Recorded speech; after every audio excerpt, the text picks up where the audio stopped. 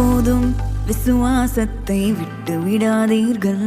நீங்கள் விசுவாசித்தால் எல்லாம் கூடுமே. கடுகளவில் விசுவாசம் இருந்தாலே போதும், இயங்குகின்ற காரியங்கள் எல்லாமே ஆகும். சிரிச்ச முகமா வருவாரு, சிறந்தது எல்லாமே தருவாரு. யோபுவின் வாழ்க்கை போல பலவித கஷ்டங்கள் சூழ சோராமல் கர்த்தரை நீ பிடித்து கொண்டா. யோபுவின் ஆசீர்வாதம் உனக்கு உண்டு, இழந்ததை 2 மடங்காய் பெற்றுக்கொண்டு இனி செழிப்பாக நீ வாழ்ந்திடு.